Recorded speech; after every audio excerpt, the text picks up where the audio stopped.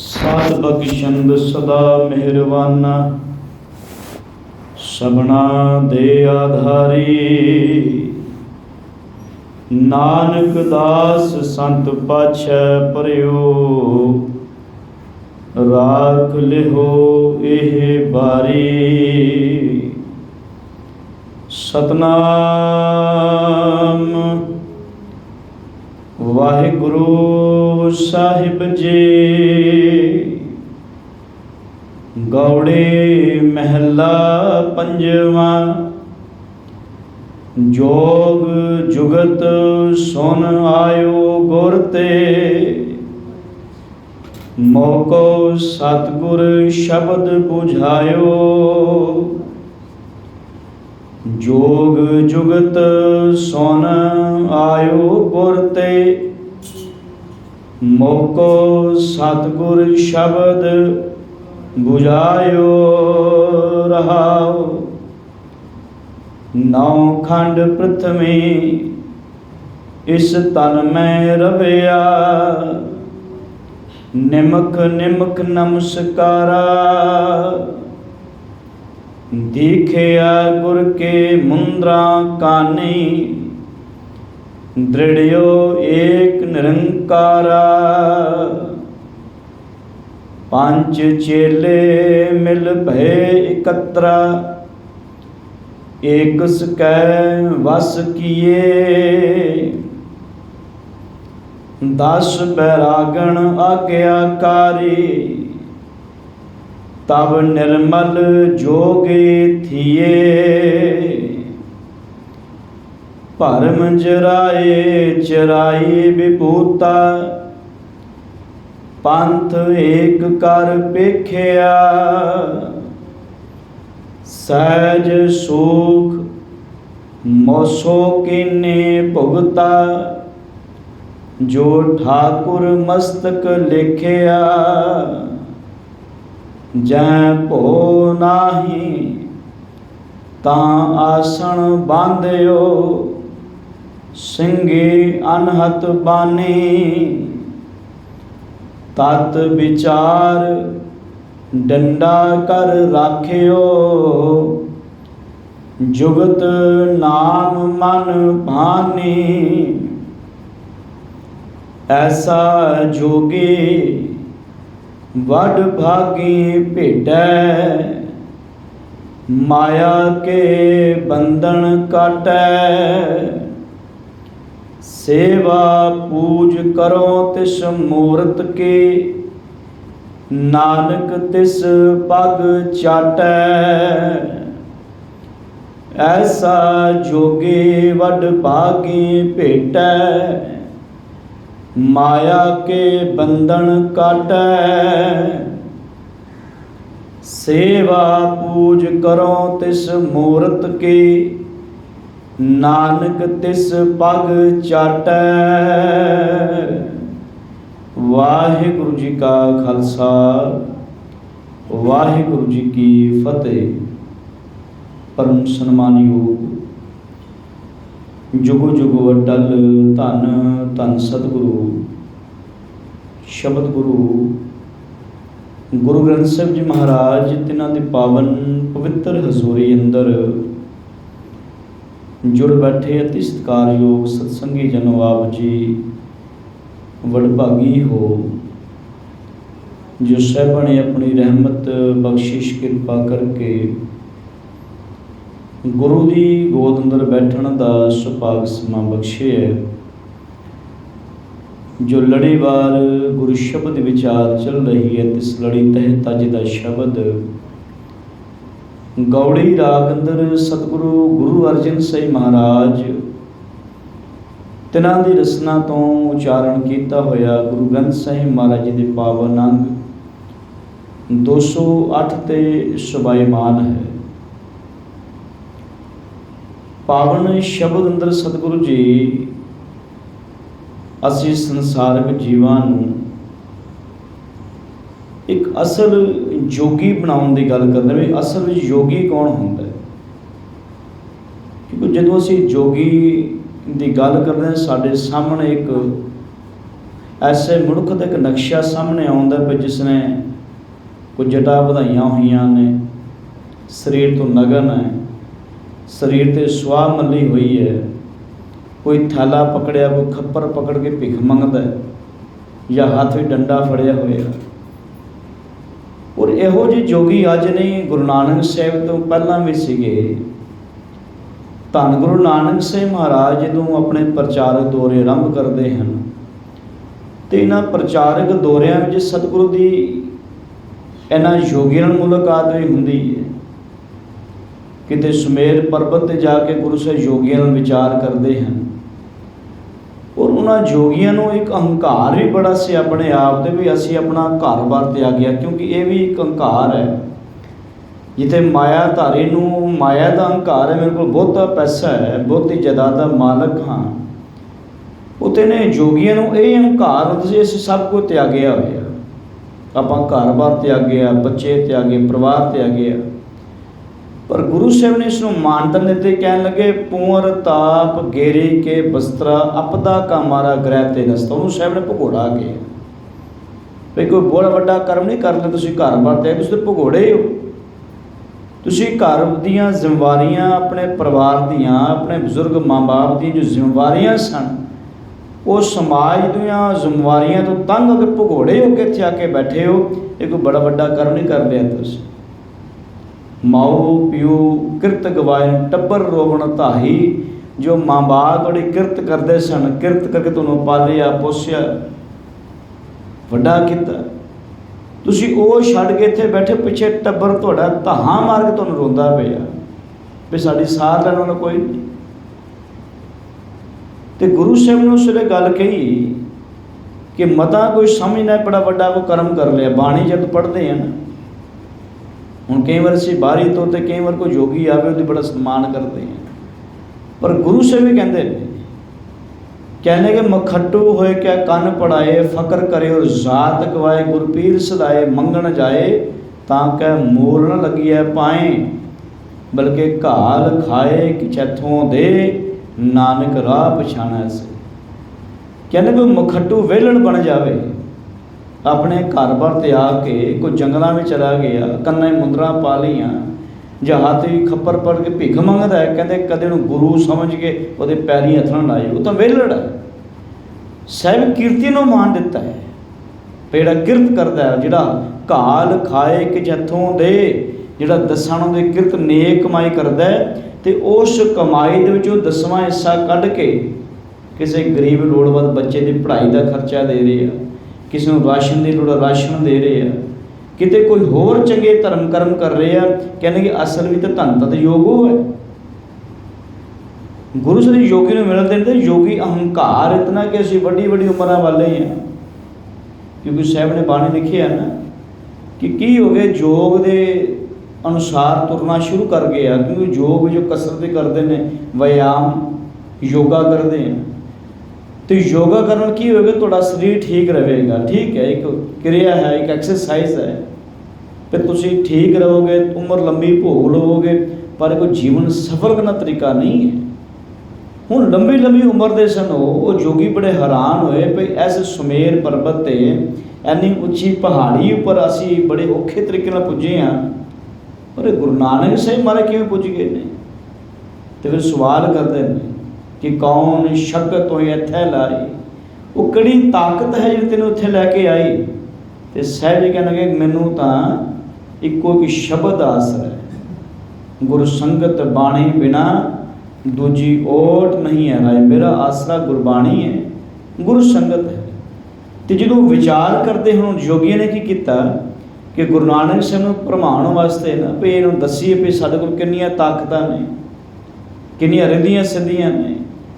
ਤੇ ਗੁਰੂ ਨਾਨਕ ਸਾਹਿਬ ਨੂੰ ਇੱਕ ਲੋਟਾ ਦਿੱਤਾ, ਕਹਿੰਦੇ ਜੀ ਫਲਾਣੀ ਥਾਂ ਤੋਂ ਪਾਣੀ ਭਰ ਕੇ ਲਿਆਓ। ਗੁਰੂ ਸਾਹਿਬ ਗਏ, ਉੱਥੇ ਦਰਿਆ ਜਿਹੜਾ ਚੱਲ ਰਿਹਾ ਸੀ ਉਹ ਹੀਰਿਆਂ ਦਾ ਦਰਿਆ ਬਣਾ ਦਿੱਤਾ ਉਹਨਾਂ ਆਪਣੀ ਕਿਰਿਆ ਯੋਗ ਦੇ ਨਾਲ, ਕਰਾਮਾਤ ਦੇ ਨਾਲ।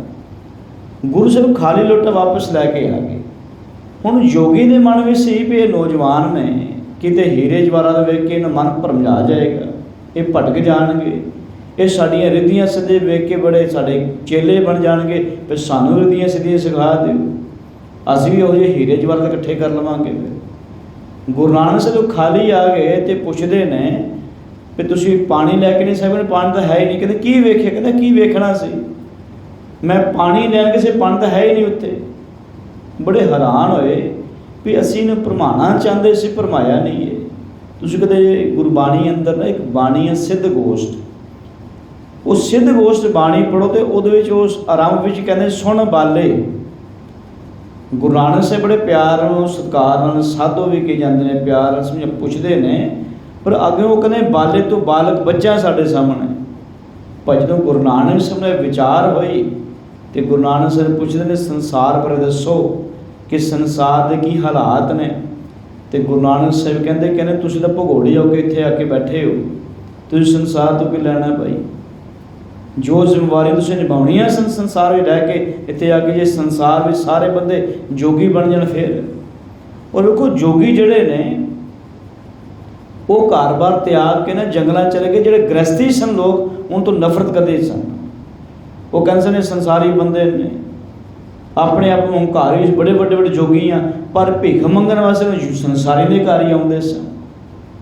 ਅੱਜ ਜਿਹੜੇ ਯੋਗੀ ਨੇ ਆਉਂਦੇ ਨੇ ਸਾਡੇ ਘਰਾਂ ਦੇ ਵਿੱਚ ਮੰਗਣ ਵਾਸਤੇ, ਕਦੇ ਮੰਗਲਵਾਰ ਨੂੰ, ਕਦੇ ਵੀਰਵਾਰ ਨੂੰ, ਕਦੇ ਸ਼ਨੀਵਾਰ ਨੂੰ, ਮੰਗਤੇ ਬਣ ਕੇ ਫਿਰ ਗ੍ਰਸਤੀ ਦੇ ਭਾਰ ਬਣੇ ਹੋਏ ਨੇ। ਸਾਹਿਬ ਕਹਿੰਦੇ ਤੁਸੀਂ ਸੰਸਾਰ ਦੇ ਇੱਕ ਬੋਝ ਮਨੁੱਖਾ ਜੀਵਨ ਇਸ ਕਰਕੇ ਨਹੀਂ ਮਿਲਿਆ ਸੀ। ਔਰ ਗੁਰੂ ਨਾਨਕ ਸਾਹਿਬ ਦੇ ਵਿਚਾਰ ਤੋਂ ਇਤਨੇ ਪ੍ਰਭਾਵਿਤ ਹੋਏ, ਇੰਨੇ ਪ੍ਰਭਾਵਿਤ ਹੋਏ, ਤੈਨੂੰ ਕਹਿਣਾ ਪਿਆ ਧੰਨ ਨਾਨਕ ਤੇਰੀ ਵੱਡੀ ਕਮਾਈ, ਤੁਸੀਂ ਬੜਾ ਵਧੀਆ ਕਰਮ ਕੀਤਾ। ਤੇ ਇੱਕ ਗੱਲ ਕਹੀ ਕਿ ਜੇ ਤੁਹਾਡੇ ਵਰਗਾ ਇਨਸਾਨ ਕੋਈ ਸਾਡੇ ਧਰਮ ਵਿੱਚ ਆ ਜਾਏ, ਅਸੀਂ ਆਪਣੀ ਦੁਨੀਆ ਅੰਦਰ ਪੂਰਾ ਯੋਗ ਧਰਮ ਫੈਲਾ ਦੇਈਏ। ਐਡਾ ਵੱਡਾ ਪ੍ਰਚਾਰਕ ਸਾਡੇ ਨਾਲ ਰਲ ਜਾਏ ਜੇਕਰ। ਔਰ ਇਤਿਹਾਸਕਾਰ ਕਹਿੰਦੇ ਨੇ ਕਿ ਉਸ ਤੋਂ ਬਾਅਦ ਕਈ ਜੋਗੀ ਜਿਹੜੇ ਸਨ ਉਹ ਯੋਗ ਦਾ ਰਸਤਾ ਛੱਡ ਕੇ ਗੁਰੂ ਨਾਨਕ ਸਾਹਿਬ ਦੇ ਨਾਲ ਕਰਤਾਰਪੁਰ ਸਾਹਿਬ ਆ ਗਏ। ਇੱਥੇ ਗੁਰੂ ਸਾਹਿਬ ਨਾਲ ਖੇਤਾਂ ਵਿੱਚ ਕੰਮ ਕਰਨਾ ਸ਼ੁਰੂ ਕਰ ਦਿੱਤਾ। ਹਲ ਵਾਹੁੰਦੇ ਸਨ, ਖੇਤੀਬਾੜੀ ਦਾ ਕੰਮ ਗ੍ਰਸਤੀ ਬਣ ਗਏ। ਸੋ ਗੁਰੂ ਸਾਹਿਬ ਅੱਜ ਦੇ ਸ਼ਬਦ ਜਿਹੜੀ ਗੱਲ ਕਰਦੇ ਨੇ, ਕਹਿੰਦੇ ਕਿ ਜੋਗ ਜੁਗਤ ਸੁਣ ਆਇਓ ਗੁਰ ਤੇ। ਕਹਿੰਦੇ ਗੁਰੂ ਤੋਂ ਜੋਗ ਦਾ ਭਾਵ ਹੈ ਮਿਲਾਪ, ਪਰਮਾਤਮਾ ਨਾਲ ਮਿਲਣਾ। ਕਹਿੰਦੇ ਰੱਬ ਨੂੰ ਮਿਲਣ ਦੀ ਜੁਗਤੀ ਮੈਂ ਗੁਰੂ ਤੋਂ ਸੁਣ ਕੇ ਆਇਆ। ਗੁਰੂ ਨੇ ਮੈਨੂੰ ਤਰੀਕਾ ਸਮਝਾਇਆ ਦਿੱਤਾ ਕਿ ਰੱਬ ਦਾ ਮਿਲਣ ਦਾ ਤਰੀਕਾ ਇਹ ਨਹੀਂ ਹੈ ਕਿ ਜੋਗ ਨਾ ਖਿੰਥਾ, ਜੋਗ ਨਾ ਡੰਡਾ, ਜੋਗ ਨਾ ਭਸਮ ਚੜਾਈਏ, ਜੋਗ ਨਾ ਮੁੰਦੀ ਮੂੰਡ ਬਣਾਇਆ, ਜੋਗ ਨਾ ਸਿੰਘੀ ਵਾਈਏ। ਇਹ ਰੱਬ ਤੋਂ ਮਿਲਣ ਦਾ ਤਰੀਕਾ ਨਹੀਂ ਹੈ ਕਿ ਸਿਰ ਦੇ ਸੁਆਹ ਮਲਣਾ ਨਹੀਂ, ਸਿੰਘੇ ਵਜਾਉਣੇ, ਨਸ਼ੇ ਕਰਨੇ, ਕਿਉਂਕਿ ਯੋਗੀ ਨਸ਼ੇ ਵੀ ਕਰਦੇ ਸੀ। ਗੁਰੂ ਨਾਨਕ ਸਾਹਿਬ ਨੂੰ ਕਹਿੰਦਾ ਵੀ ਜਦੋਂ ਅਸੀਂ ਪੀਂਦੇ ਹਾਂ ਨਾ ਨਸ਼ਾ, ਤਾਂ ਸਾਡੀ ਸੁਰਤ ਰੱਬ ਨਾਲ ਜੁੜ ਜਾਂਦੀ। ਸਾਹਿਬ ਕਹਿੰਦੇ ਇਹ ਨਸ਼ਾ ਮੈਨੂੰ ਚਾਹੀਦਾ ਨਹੀਂ, ਮੈਂ ਤਾਂ ਉਹ ਨਸ਼ਾ ਕਰਦਾ ਜਿਹੜੀ ਸੁਰਤ ਜਿਹੜੀ ਹੈ, ਤੁਹਾਡੇ ਇਸ ਨਸ਼ੇ ਦੀ ਲੋੜ ਨਹੀਂ, ਮੈਂ ਤਾਂ ਉਸ ਰੱਬ ਦੇ ਨਾਮ ਦਾ ਨਸ਼ਾ ਕਰਦਾ।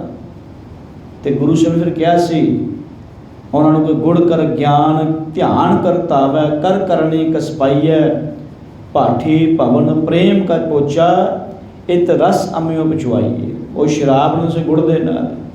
ਤੇ ਗੁਰੂ ਸਾਹਿਬ ਨੇ ਗੁੜ ਕਰ ਗਿਆਨ, ਜ਼ਿੰਦਗੀ 'ਚ ਗਿਆਨ ਹਾਸਲ ਕਰੋ ਕਿ ਜ਼ਿੰਦਗੀ ਮਨੁੱਖਾ ਜੀ ਮਿਲਿਆ ਕਿਉਂ। ਧਿਆਨ ਕਰਤਾ ਵੈ, ਮਹੂਏ ਦੇ ਫੁੱਲ ਪਾਉਂਦੇ ਨੇ ਸ਼ਰਾਬ ਨੂੰ, ਕਹਿੰਦੇ ਇਹ ਲੋੜ ਨਹੀਂ, ਆਪਣੀ ਸੁਰਤ ਉੱਚੀ ਲੈ ਕੇ ਜਾਓ। ਕਰ ਕਰਨੀ ਕਸ ਪਾਈਏ, ਕਿਕਰਾਂ ਦੇ ਸੱਕ ਕੀ ਪਾਉਣੇ ਨੇ, ਕਹਿੰਦੇ ਕਿ ਆਪਣਾ ਕਰਨੀ ਜਿਹੜਾ ਤੁਹਾਡਾ ਕਰੈਕਟਰ ਹੈ ਇਹ ਉੱਚਾ ਕਰ ਲਓ। ਭਾਠੀ ਭਵਨ ਪ੍ਰੇਮ ਕਾ ਪੋਚਾ, ਭਾਠੀ ਕੀ ਭਾਵਨਾ ਹੈ। ਹੁਣ ਸ਼ਰਾਬ ਦੇ ਨਾਲ ਭੱਠੀ ਲੈ ਕੇ ਆਉਂਦੇ ਨੇ, ਭੱਠੀ ਵਿੱਚ ਅੱਗ ਬਾਲ ਕੇ ਉੱਪਰ ਤਪਾਇਆ ਜਾਂਦਾ, ਸ਼ਰਾਬ ਬਣਾਈ ਦੀ। ਕਹਿੰਦੇ ਭਾਠੀ ਆਪਣਾ ਸਰੀਰ ਬਣਾਓ, ਭਾਠੀ ਭਵਨ ਪ੍ਰੇਮ ਕਾ ਪੋਚਾ, ਉਹ ਤੋਂ ਪੋਚਾ ਮਾਰਦੇ ਨੇ। ਉਸ ਭੱਠੇ ਦੇ ਉੱਪਰ ਪਾਈਪ ਲੱਗੀ ਹੁੰਦੀ ਹੈ, ਇੱਕ ਉਹਦੇ ਵਿੱਚੋਂ ਸ਼ਰਾਬ ਨਿਕਲਦੀ। ਕਹਿਣ ਲੱਗੇ ਕੀ ਕਰੋ ਕਿ ਇਹ ਪ੍ਰੇਮ ਆਪਣੇ ਅੰਦਰ ਲੈ ਕੇ ਆਓ। ਬਾਬਾ ਮਨ ਮਤਵਾਰੋ ਨਾਮ ਰਸ ਪੀਵੈ, ਸਹਿਜ ਰੰਗ ਰਚ ਰਹਿਆ ਅਹਨਿਸ਼ ਬਣੀ, ਪ੍ਰੇਮ ਨਿਭ ਲਾਗੀ ਸ਼ਬਦ ਨਾ ਹਕਤ ਗਏ। ਕਹਿ ਲਗੇ ਬਾਬਾ ਇਹ ਕਰੋ ਕੰਮ, ਅਸਲ ਵਿੱਚ ਮਤਵਾਰਾ ਮਨ ਉਹੀ ਰੱਬ ਦਾ ਨਾਮ ਦਾ ਰਸ ਪੀਂਦਾ। ਇਹ ਰਸ ਨਹੀਂ ਪਰ ਜਿਨ੍ਹਾਂ 'ਚ ਨਸ਼ਾ ਚੜ੍ਹਿਆ ਹੋਇਆ ਤੇ ਬੰਦਾ ਬੜੀ ਸੁੱਤ ਕਹਿੰਦਾ ਮੇਰੀ ਟਿਕੀ ਹੋਈ ਹੈ ਤੇ ਨਸ਼ਾ ਉਤਰਿਆ ਫਿਰ ਨਹੀਂ, ਐਸਾ ਨਹੀਂ। ਉਹ ਕੈਸਾ ਨਸ਼ਾ ਹੈ ਜਿਹੜਾ ਗੁਰੂ ਨਾਨਕ ਸਾਹਿਬ ਕਹਿੰਦੇ ਨਾਮ ਦਾ ਪੋਚਾ, ਜ਼ਿੰਦਗੀ 'ਚ ਨਾਮ ਧਾਰਨ ਕਰੋ। ਤੇ ਗੁਰੂ ਸਾਹਿਬ ਕਹਿੰਦੇ ਕਿ ਮੈਂ ਇਹ ਯੋਗ ਜਿਹੜਾ ਰੱਬ ਨੂੰ ਮਿਲਣ ਦਾ ਤਰੀਕਾ ਕੀ ਹੈ ਇਹ ਗੁਰੂ ਨੇ ਦੱਸਿਆ। ਗੁਰੂ ਕਹਿੰਦੇ ਕਿ ਇੱਦਾਂ ਰੱਬ ਨਹੀਂ ਮਿਲਦਾ। ਨਾਨਕ ਘਰ ਬੈਠਿਆਂ ਪ੍ਰਭ ਪਾਈਐ, ਸਤਿਗੁਰ ਕਾ ਉਪਦੇਸ਼। ਜੇ ਗੁਰੂ ਦੀ ਸਿੱਖਿਆ ਅਨੁਸਾਰ ਤੁਰਦੇ ਹਾਂ, ਘਰ ਵਿੱਚ ਰਹਿੰਦੇ ਹਾਂ, ਜਿਹਨੂੰ ਸਾਹਿਬ ਕਿਹਾ ਨਾਨਕ ਸਤਿਗੁਰ ਭੇਟੇ ਹੈ, ਪੂਰੀ ਹੋਵੇ ਜੁਗਤ ਹਸੰਦਿਆਂ ਖਿਲੰਦਿਆਂ ਬਣੰਦਿਆਂ ਖਵੰਦਿਆਂ ਵਿੱਚ ਹੀ ਹੋਵੇ ਮੁਕਤ। ਇਹ ਰੱਬ ਦਾ ਮਿਲਿਆ ਤਰੀਕਾ ਨਹੀਂ, ਘਰ ਬਾਰ ਤੇ ਆ ਗਿਆ। ਤਰੀਕਾ ਕੀ ਹੈ ਕਿ ਘਰ ਵਿੱਚ ਰਹਿੰਦੇ ਆ, ਗੁਰੂ ਦੀ ਮੱਤ ਅਨੁਸਾਰ ਤੁਰਦੇ ਆ। ਤੁਸੀਂ ਖਾਓ ਵੀ, ਪੀਓ ਵੀ, ਹੱਸੋ ਖੇਡੋ, ਗੁਰੂ ਮਨਾ ਨਹੀਂ ਕਰਦਾ। ਪਰ ਖਾਣਾ ਉਹ ਹੈ ਜੋ ਗੁਰੂ ਸਾਹਿਬ ਕਹਿੰਦੇ ਨੇ, ਪੀਣਾ ਉਹ ਜੋ ਗੁਰੂ ਸਾਹਿਬ ਕਹਿੰਦੇ ਨੇ, ਪਹਿਰਾਵਾ ਉਹ ਜੋ ਗੁਰੂ ਅਨੁਸਾਰ ਕਹਿੰਦੇ ਨੇ। ਕਹਿੰਦੇ ਫਿਰ ਹੱਸੋ ਖੇਡੋ, ਕੋਈ ਗੁਰੂ ਮਨਾ ਨਹੀਂ ਕਰਦਾ। ਸੰਸਾਰ ਵਿੱਚ ਪਰਿਵਾਰ ਵੀ ਰਹਿੰਦੇ ਹੋਏ ਆ, ਤੁਸੀਂ ਜੀਵਨ ਮੁਕਤ ਹੋ ਸਕਦੇ ਹੋ। ਅਤੇ ਜੇ ਭੁਲੇਖਾ ਰੱਖ ਰਹੇ ਆ ਫਿਰ ਘਰ ਬਾਰ ਤਿਆਗ ਕੇ ਰੱਬ ਮਿਲਦਾ ਹੈ, ਘਰ ਬਾਰ ਤਿਆਗ ਕੇ ਇਹ ਵਿਕਾਰਾਂ 'ਤੇ ਕੰਟਰੋਲ ਹੁੰਦਾ। ਸਾਹਿਬ ਕਹਿੰਦੇ ਭੁਲੇਖਾ ਤੁਹਾਡਾ। ਭਗਤ ਕਬੀਰ ਜੀ ਨੇ ਬੜਾ ਪਿਆਰਾ ਕਿਹਾ। ਭਗਤ ਕਬੀਰ ਜੀ ਜੋਗੀ ਨੂੰ ਮਿਲਦੇ ਕਹਿੰਦੇ ਕਿ ਤੁਸੀਂ ਯੋਗ ਧਾਰਨ ਕੀਤਾ ਹੋਇਆ, ਘਰ ਬਾਰ ਤਿਆਗਿਆ ਹੋਇਆ ਸੰਨਿਆਸੀ ਬਣ ਗਏ ਹੋ, ਮੈਨੂੰ ਇਹ ਦੱਸੋ ਕਿ ਗ੍ਰਹਿ ਤਜ ਬਨ ਖੰਡ ਜਾਈਏ ਚੁਨ ਖਾਈਏ ਕੰਧਾ। ਹੁਣ ਜੋਗੀ ਕਰਦੇ ਸੀ, ਘਰ ਬਾਰ ਤਿਆਗ ਕੇ ਜੰਗਲਾਂ ਵਿੱਚ ਚਲੇ ਗਏ, ਉੱਥੇ ਕੰਦ ਮੂਲ ਖਾ ਕੇ, ਮੂਲੀਆਂ ਗਾਜਰਾਂ ਆਦਿ ਖਾ ਕੇ, ਕੰਦ ਮੂਲ ਸਬਜ਼ੀਆਂ ਖਾ ਕੇ, ਪੱਤੇ ਫਲ ਫਰੂਟ ਖਾ ਕੇ ਗੁਜ਼ਾਰਾ ਕਰਦੇ ਸੀ।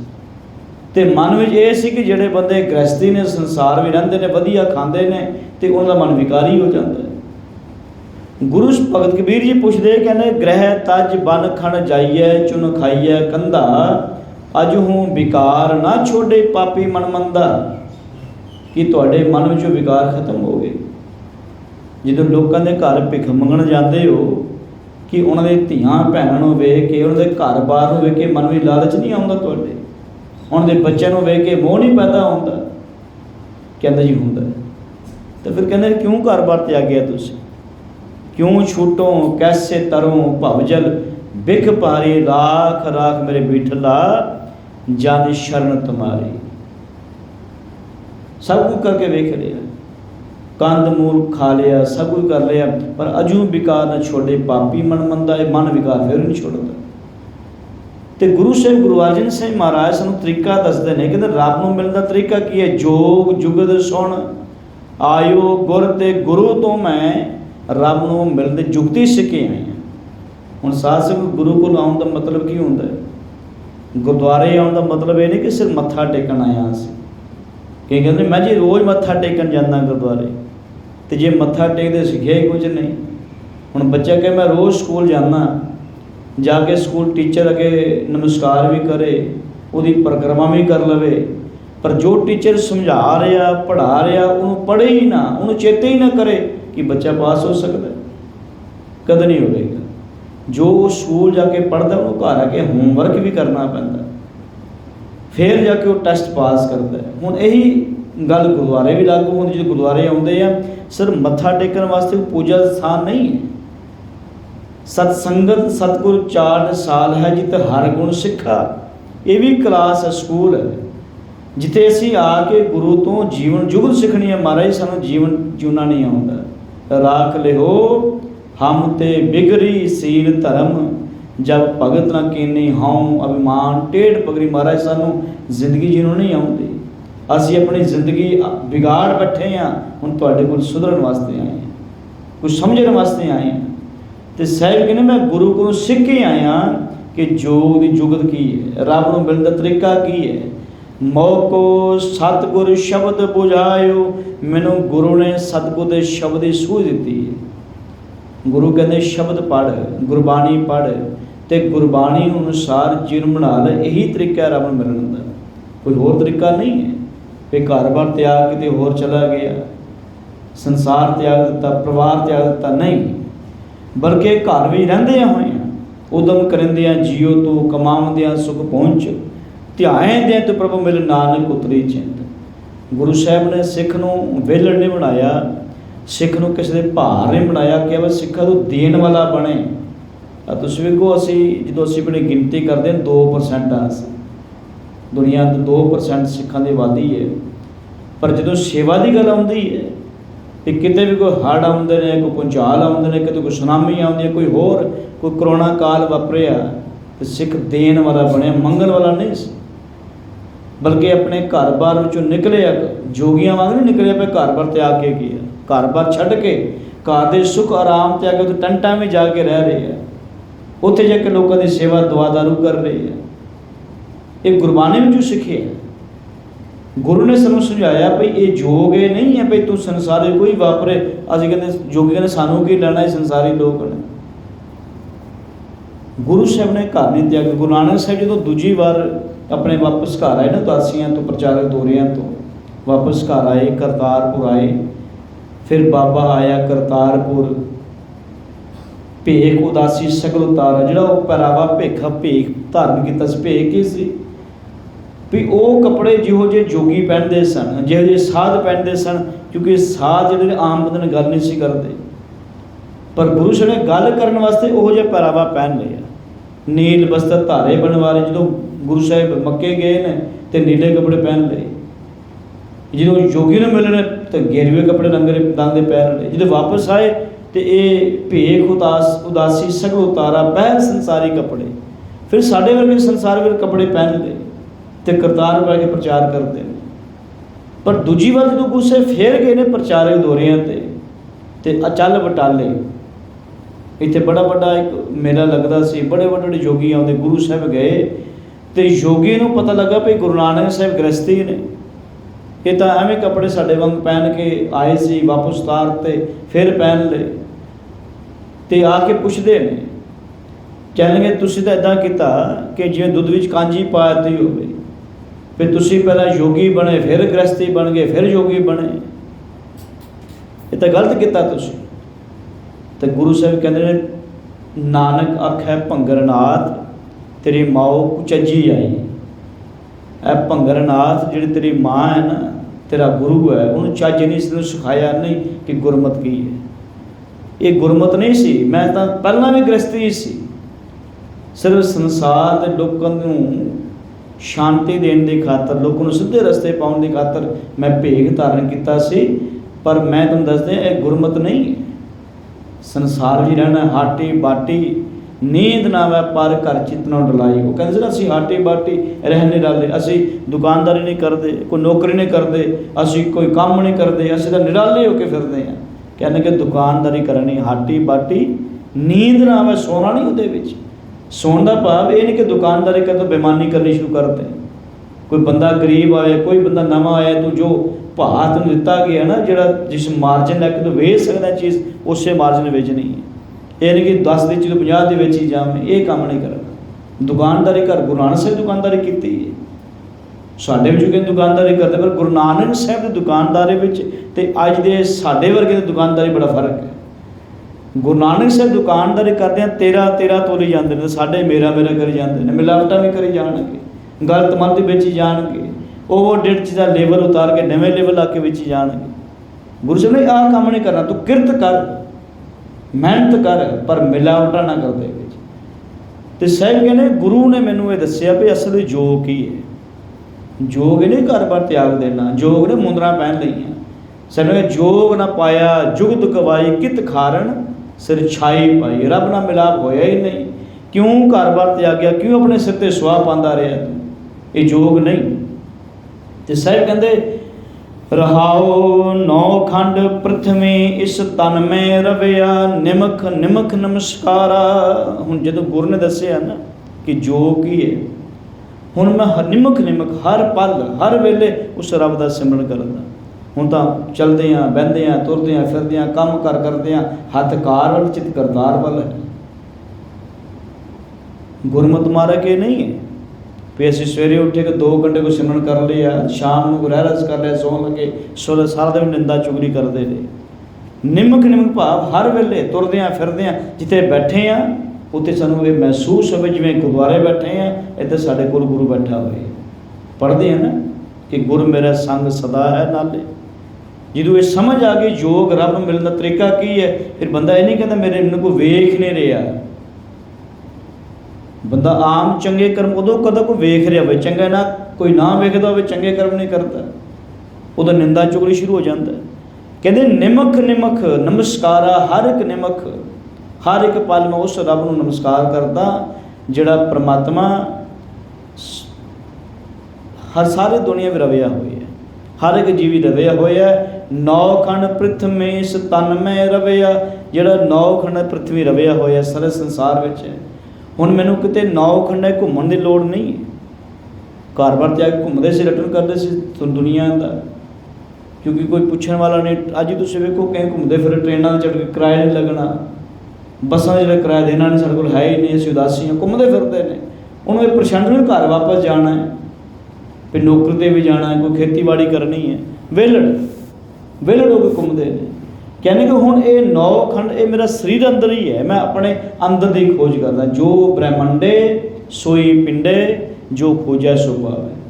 मैं रब नूं कदे बाहर नहीं लभण जांदा। काहे रे बण खोजण जाई, सर्ब निवासी सदा लेपा, तो ही संग समाई। वो तेरे अंदर वसदा है। हुण मैं वो अपने अंदर लभदा। देखिया गुर के मुंदरा काने, दृढ़ियो एक निरंकार। हुण योगी कन्ना मुंदरा पाउंदे ने। जो असी रोज़ जपजी साहिब पढ़ते हैं तो जपजी साहिब दी 4 पौड़ियां ने, साडे योगी ने गलबात की। उत्थे क्या मुंदा संतोख शर्म पद झोली, ध्यान की करें विभूत। मुंदा किहड़ियां पैनियां ने, मुंदरा संतोख होवो जिंदगी विच। आ योगी वांग अपने कन्न पाड़ के भी मुंदरा पाने की लोड़ नहीं है। मुंदा संतोख शर्म पद चोली, खप्पर फड़ के मंगण की लोड़ नहीं। श्रम मेहनत करो। जिहड़ा बंदा मेहनती मंगेगा नहीं, जिहड़ा बंदा वेलड़ वो घर घर मंगेगा। शर्म पद झोली, ध्यान की करें विभूत। अपने शरीर से स्वाह मरदे से तो गुरु साहब ने कहा अपने सुरत भी रखो, क्योंकि योगी अपने शरीर से ना स्वाह मरदे इस करके कि भाई सानू मौत चेते रहे भी असी भी स्वाह बन जाना। पर गुरु साहब ने ध्यान भी रखो, मर जाना शरीर से स्वाह मरने की लोड़ नहीं। धन गुरु हरगोबिंद साहिब दरबार में ना एक योगी आया, उन्हें पूरे शरीर से स्वाह मली हुई तो नाम उन्हें रखे हुए शांति दास। मेरा नाम शांति दास है। जो गुरु साहब के दरबार में आया तो साहब पूछते तेरा नाम की है, कहना लगे शांति दास। भाई सुथरा जी उठे ही नहीं। भाई सुथरा जी उठे तो वो एक पासों थोड़ी जी स्वाह उतारते हैं, उतार के शरीर तो वो जो वेखता कहता बाबा जी तुहाडा नाम की है। अब वो कहता शांति दास। थोड़ी चीज बाद दूजे पास थोड़ी जी स्वाह शरीर तो उतार के ना फिर पूछते हैं बाबा जी तुहाडा नाम की है। वो कहना शांति दास। थोड़ा जा गुस्सा आ गया जो तीजी बार फिर जाके स्वाह उतार के पूछते हैं, गुस्से में कहते तू सुनिया नहीं, मेरा नाम है शांति दास। कहना सुन लिया, मतलब कि बारों शांति दास ते अंदरों तत्ते दास। फिर बारों स्वाह तो मरी मैं बड़ा शांत स्वाह वांगा ठंडा ठार, पर अंदर तेरे विकार ने, अंदर अहंकार, अंदर क्रोध वसिया हुए। तो गुरु साहब कहने लगे दीखिया गुरु की मुंदरा कानी। मैं गुरु की सिक्ख्या अनुसार तुरदा, ये मैं मुंदरा करना है, मैं मुंदरा पाने की लोड़ नहीं। वैसे साढ़े कई सिख नौजवान जिहड़े कन्ने मुंदरा पाते हैं, रांझे बने फिरते हैं। कहने गुरु की सिक्ख्या जिंदगी लैके आ, ये मुंदरा है दृढ़ियो एक निरंकार। कहने एक परमात्मा मैं अपने अंदर पक्का किया हुआ। भाव कि मैं एक अनुसार तुरदा, ये नहीं कि वीरवार बाबे दे भरोसा है, मैनू कोई शनिवार उस पर भरोसा है, कोई फलानी थां दा बाबा उस पर भरोसा है, किसी को धागे लैके बन्ने हुए, किसी को पानी लैके मंत्रा के पी रहे हैं, किसी ने होर विधि दसी अनुसार तुरी जा रहे हैं। नहीं, एक नूं पक्का किया हुआ। 5 चेले मिल भए एकत्रा, एक सकै वस किए। जोड़े 5 चेले मेरे ज्ञान इंद्रे हैं, हुण मेरी उच्ची सुर के वस में आ गए। जो साढ़े वस में इंद्रे होण ना, जो साढ़ी अखां साढ़े वस में होण, साढ़े हत्थ साढ़े वस में होण, जुबान कन्न साढ़े वस में होण, फिर बंदा जुबान गलत नहीं बोलता। जो उच्ची सुर आप पढ़ते हैं ना सिखां दा, मन नीवा मत उच्ची, मत रखा वाहिगुरू। जे मत अधीन मन हो गया साडा, असी करते हैं साड़ी मत मन पिछे तुरदी है। मन बच्चा है, मत माँ है। तो जिमें अज बच्चे माँ की सुनते ना, माँ को बच्चे में तुरना पैंदा। बस यही कारण, बच्चा छोटा है तो माँ की उंगल फड़ के जिमें माँ कहती है उदे ही करता। जो बड़ा हो जाता है उदों माँ को मनता भी नहीं। बस साडा मन भी जो छोटा होंदा है, गुरु की मत जो निमरता है ना, तो गुरु की मत अनुसार तुरता। जो हंकारिया जाता है वड्डा मैं भी कुछ हाँ, उदों गुरु की भी नहीं सुनता। साहिब कहने ये 5 जोड़े इंद्रे मेरे ने, मेरी अखां, मेरी हत्थ, मेरे पैर, ये हाथ में पराया हक नहीं। मजे उच्च सुरत उच्ची है, फिर बंदा रिश्वत नहीं लेगा हाथों नाल। जे सुरत उच्ची है फिर शाम को तुर के ठेके वाले पास नहीं जाएगा, बल्कि गुरुद्वारे आएगा। ਫਿਰ ਕੰਨਾਂ ਨਿੰਦਾ ਨਹੀਂ ਸੁਣਦਾ। ਸਾਹਿਬ ਨੇ ਇਹ 5 ਇੰਦਰੇ ਜਿਹੜੇ ਹਨ ਇਹ ਮੇਰੀ ਉੱਚੀ ਸੁਰ ਦੇ ਅਧੀਨ ਹੋ ਗਏ ਹਨ। 10 ਬੈਰਾਗਣ ਆਗਿਆਕਾਰੀ ਤਬ ਨਿਰਮਲ ਜੋਗੀ ਥੀਏ। ਜਦੋਂ ਸਾਡੇ 10 ਇੰਦਰੇ ਜਿਹੜੇ ਨੇ, ਇਹ ਜਿਹੜੇ 10 ਇੰਦਰੇ ਸਾਡੇ ਨੇ, 2 ਅੱਖਾਂ, 2 ਨਾਸਕਾਂ, 2 ਕੰਨ, 1 ਜ਼ੁਬਾਨ, 2 ਹੱਥ, ਇਹ ਜੋ 10 ਇੰਦਰੇ ਜਿਹੜੇ ਹਨ, ਕਹਿਣਗੇ ਜਦੋਂ ਇਹ ਆਗਿਆਕਾਰੀ ਸਾਡੀ ਉੱਚੀ ਸੁਰ ਤੇ ਮਤ ਦੇ ਅਧੀਨ ਹੋ ਗਏ ਤੇ ਕਹਿੰਦੇ ਫਿਰ ਤਬ ਨਿਰਮਲ ਜੋਗੀ ਥੀਏ, ਫਿਰ ਉਹ ਬੰਦਾ ਪਵਿੱਤਰ ਜੋਗੀ ਬਣ ਜਾਂਦਾ।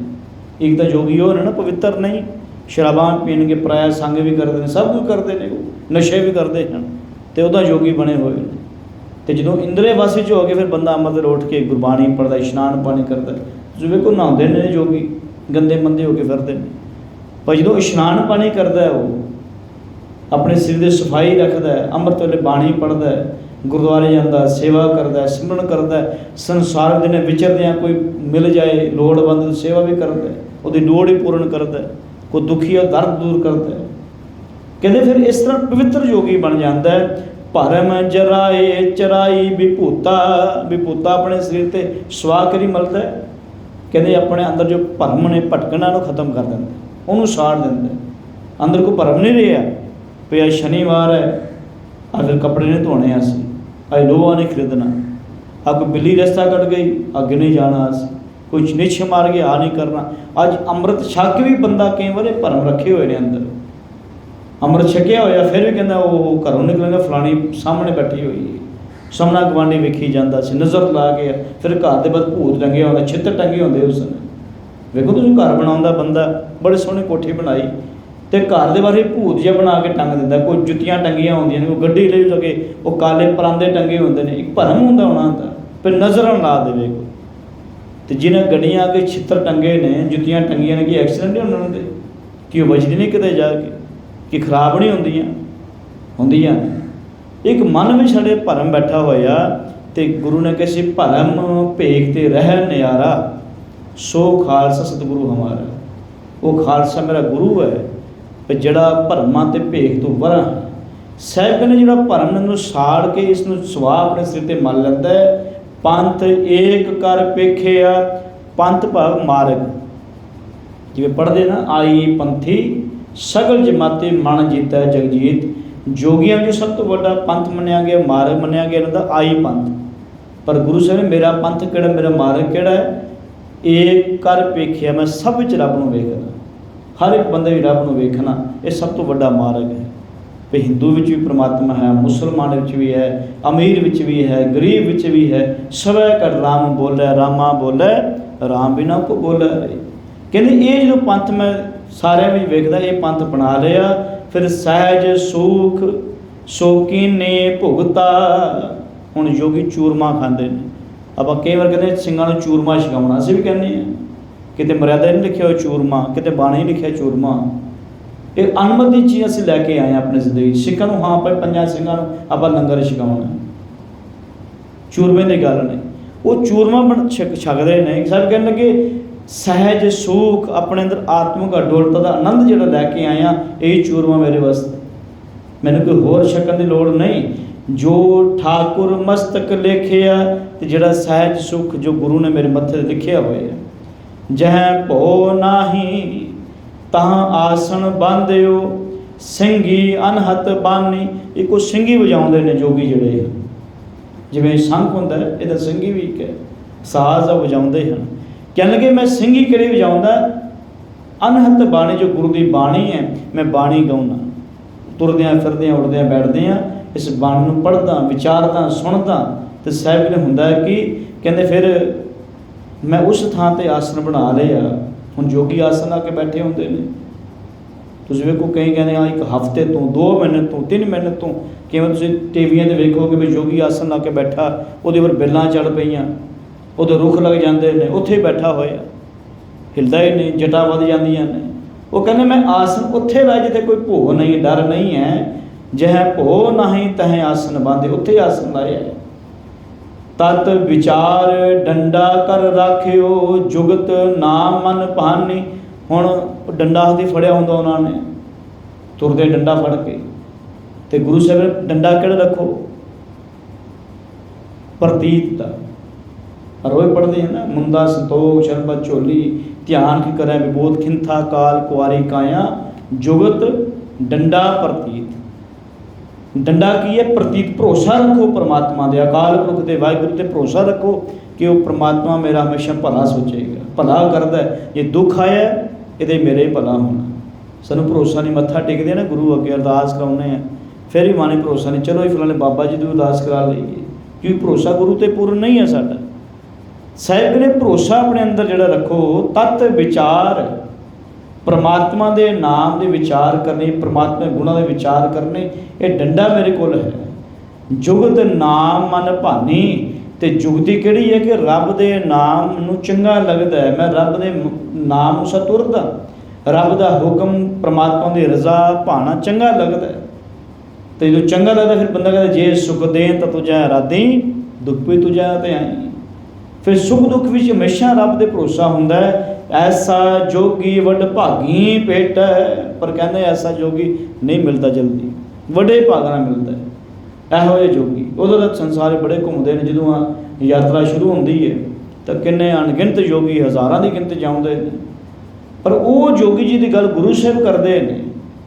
ਇਹੋ ਜਿਹੇ जोगी जिन्होंने साहब ने कहा जोग ते राज कमाने वाला, फिर संसार में रहते हुए हैं, संसार के विषयों में करना प्राम, जिस बारे साहब कहते हैं जैसे जल में कमल निरालम मुर्गाई निशाने, सुत शब्द भव सागर तरिए नानक नाम कन। ਜਿਹੜਾ ਰਹਿੰਦਾ ਸੰਸਾਰ ਵਿੱਚ ਜਿਵੇਂ ਕਮਲ ਦਾ ਫੁੱਲ ਰਹਿੰਦਾ ਚਿੱਕੜ ਵਿੱਚ ਹੈ, ਪਰ ਚਿੱਕੜ ਤੋਂ ਉੱਪਰ ਹੋ ਕੇ ਰਹਿੰਦਾ। ਮੁਰਗਾਬੀ ਇੱਕ ਪੰਛੀ ਹੈ ਜੋ ਪਾਣੀ ਵਿੱਚ ਰਹਿੰਦਾ। ਹੁਣ ਕਈ ਪੰਛੀ ਪਾਣੀ ਵਿੱਚ ਡਿੱਗੇ ਤੇ ਡੁੱਬ ਜਾਂਦਾ, ਪਰ ਮੁਰਗਾਬੀ ਇੱਕ ਐਸਾ ਪੰਛੀ ਹੈ ਜਿਹੜਾ ਪਾਣੀ ਵਿੱਚ ਤੈਰਦਾ, ਪਾਣੀ ਦੇ ਗਹਿਰਾਈ ਵਿੱਚ ਚਲਾ ਜਾਂਦਾ, ਪਰ ਆਪਣੇ ਖੰਭ ਇਸ ਤਰ੍ਹਾਂ ਸਿਸਟਮ ਬਣਾਇਆ ਉਸਨੇ, ਉਹ ਖੰਭ ਭਿੱਜਣ ਦਿੰਦੇ ਨੇ, ਵਿੱਚੋਂ ਉਡਾਰੀ ਮਾਰ ਕੇ ਚਲਾ ਜਾਂਦਾ। ਕਹਿੰਦੇ ਬਸ ਇਸ ਤਰ੍ਹਾਂ ਸੰਸਾਰ ਵਿੱਚ ਰਹਿਣਾ, ਜਿਹਦੇ संसार में विषय विकार भी ने, पर अपने आप में बेदाग रखना, अपने आप में विकारां भी गलतान ना होने देना। कहने कि ऐसा जोगी वड भागी पेट है, माया के बंधन काट है। वो संसार के बंधन नहीं भजदा भी परिवार त्यागता, बच्चे त्यागे, भगोड़ा हो गया, नहीं। वो संसार च रहिंदा होया माया के बंधन कट दिंदा। माया की है ये? माया जित हर विसर है, मोह पुजा भाव दूजा लाया। हर एक चीज़ माया जिन्ना जुड़ के बंदा रब नूं भुला बैठा है, उत्थे पुत्र भी माया हो सकता है, धंधे भी माया ने, पत्नी भी माया, बच्चे भी माया, जमीन जायदाद भी माया बन जाती है। हर एक चीज़ नाल जुड़ के बंदा रब नूं भुला बैठे, कहते वो माया दे फिर योगी बंधन कटदा है। सेवा पूज करो तिस मूरत की, नानक तिस पग चट है। हुण गुरु अर्जन साहिब कहते हैं जे मैनूं भी किते ऐसा जोगी मिल जाए जिहदी गल गुरु ने शब्द की है, भी जिहड़ा परिवार भी रहिंदे आ, संसार रहिंदे, जिम्मेवारियां पूरियां निभाउंदा है, पर गुरबाणी नूं तुरदे अपने विषय विकार कंट्रोल च रखता है। कहते किते जोगी ऐसा मिल जाए, मैं पूजा करा उसकी, मैं उसकी पूजा करा, उसकी सेवा करा, तो कह लगे तिस पग चढ़ ते पैर धोवां, मैं उसदे चरण स्पर्श करा, मैं किते ऐसा जोगी मिल जाए। गुरु कृपा करन असीं भी इहो जिहे जोगी बनना।